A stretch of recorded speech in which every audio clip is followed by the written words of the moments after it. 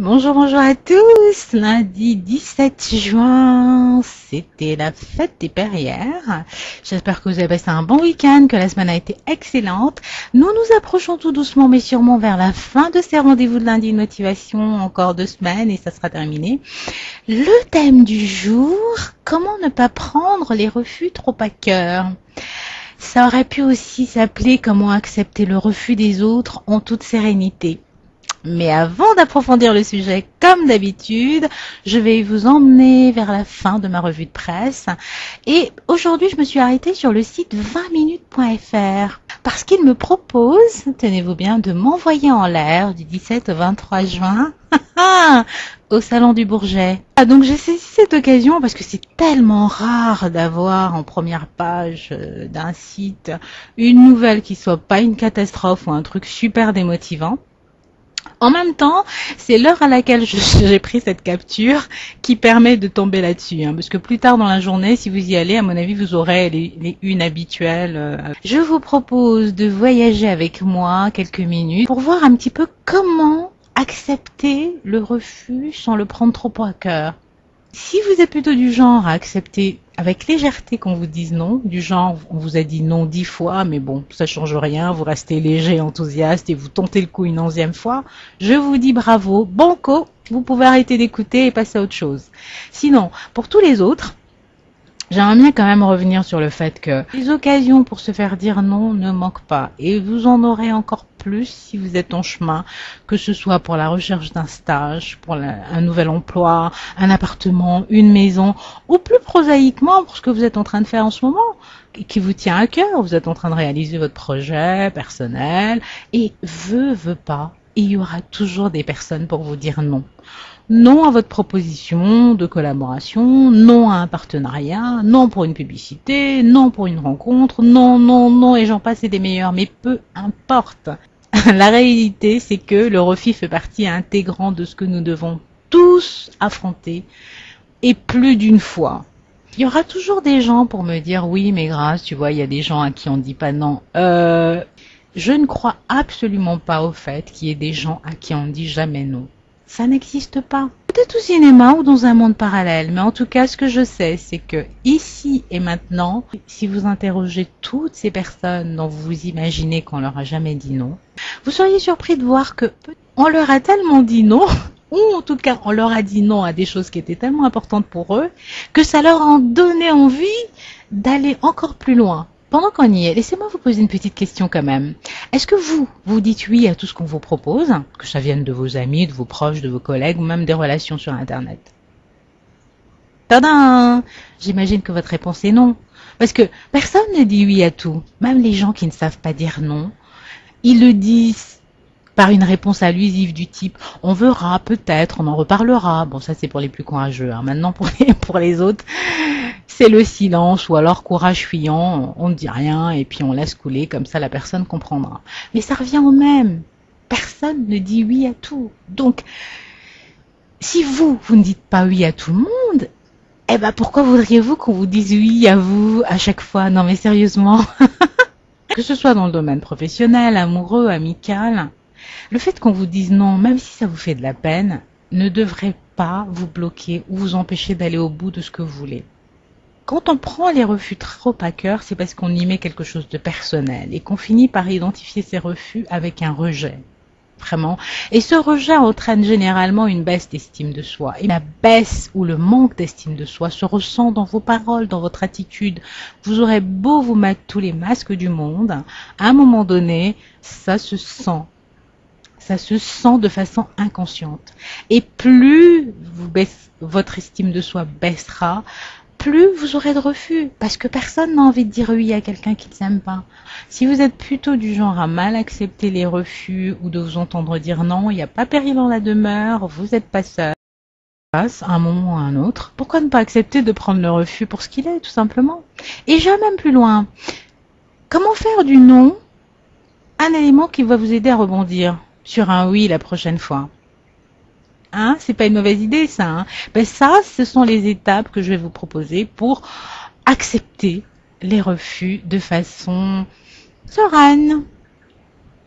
Pour moi, la première étape pour gérer le refus, c'est d'accepter d'être responsable de la façon dont vous prenez les choses. Vous êtes en chemin, vous êtes actif, et donc vous avez le contrôle. Vous n'avez pas le contrôle du fait que quelqu'un va vous dire oui ou non, mais vous avez le contrôle de votre façon de réagir. Si à chaque fois qu'on vous dit non, vous marquez un temps pour respirer un bon coup, pour faire descendre la pression, et que vous décidez de votre réaction, vous êtes déjà dans une démarche, et vous pouvez passer à l'étape 2. L'étape 2 qui est d'apprendre à créer une distance entre vous et ce que vous proposez. Quel que soit ce que vous proposez ou quelle que soit l'action que vous accomplissez, que ce soit un stage, un emploi, une recherche d'emploi, un partenariat, une collaboration, bref, quoi que ce soit, en vous dissociant de ce que vous proposez, et bien là, vous pouvez passer sereinement à l'étape 3. Vous prenez le temps de faire une auto-analyse rapide et honnête. Il ne s'agit pas de refaire le match pour mieux vous punir, mais de regarder les choses en toute objectivité, sans complaisance. Là, c'est pas le moment de jouer les victimes, les murs de lamentation en se donnant le bon rôle, ou alors de jouer les génies méconnus, incompris, je suis le meilleur mais personne ne le voit, personne ne le sait, ils sont tous jaloux, blablabla. Non, non, non, tout ça, ça ne fait vraiment pas avancer le schmilblick du tout. Là, il s'agit plutôt de refaire le match en se mettant en dehors. Vous mettez hors de la situation, vous analysez, vous posez la question suivante. Est-ce que j'ai tout fait pour obtenir un oui? Est-ce que j'ai fait tout ce qui était possible pour moi pour obtenir un oui? Soit vous avez tout fait, vous avez fait tout ce qui était possible et de toute façon, quoi que vous ayez fait, on vous aurait dit non. Eh bien là, vous n'avez rien à vous reprocher. Allez de l'avant et voyez ce que ça donne. Soit vous n'avez pas fait tout ce qui était possible et vous pouvez corriger ce que vous estimez avoir mal fait. À ce moment-là, c'est pareil. Vous avez une nouvelle chance, vous retentez la chose. Cette partie est importante parce qu'elle vous permet de ne pas rester sur place. Ce qui arrive souvent aux gens qui ruminent et qui prennent mal les refus. Il y a une troisième possibilité, ce que j'appelle la 3 bis. Celle qui vous permet, quand c'est possible, parce que c'est pas toujours possible, de demander à la personne qui vous a dit non, pourquoi elle vous a dit non. Parce qu'il n'y a rien de pire que d'imaginer des tas de choses et de ne pas savoir. Quand c'est possible, posez la question. C'est-à-dire que l'étape 4, c'est le moment où vous acceptez les faits sans regret. Et même avec reconnaissance. Ça, c'est le bonus. Pourquoi? Parce que c'est le moment le plus simple et le plus difficile en même temps. Parce que c'est le moment où vous allez voir dans ce refus, non pas une perte, mais une chance. Oui, oui, oui, j'ai bien dit une chance. Vous n'imaginez pas le nombre de personnes que je remercie intérieurement de m'avoir dit non. Parce que sans leur refus, il y a des choses que je n'aurais jamais tentées. C'est d'expérience que parfois, et souvent, les refus, pour peu qu'on le regarde pour ce qu'ils sont, ce ne sont pas des fins, mais souvent le début de quelque chose d'autre. Je vais donner les 4 étapes qui me permettent d'aborder les refus de façon sereine, sans les prendre trop à cœur. Pour ce qui me concerne, il y a vraiment pire qu'un refus. C'est de ne même pas essayer. Et donc de ne pas avoir l'occasion d'entendre ni un oui ni un non. Parce que quand vous regardez bien les choses, un refus ne change rien à votre chemin. C'est le oui qui change quelque chose. Quand on vous dit non, dans les faits, on vous ajoute rien, on vous enlève rien.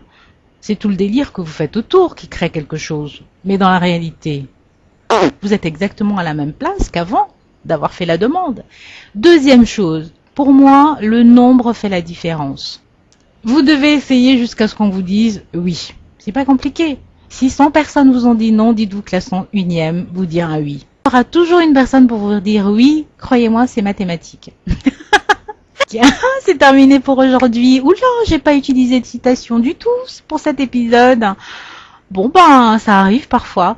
Bah, écoutez, si vous en avez à me proposer dans les commentaires, que ce soit ici sur YouTube, parce que j'ai des personnes qui commentent maintenant sur YouTube, ça me fait vraiment plaisir.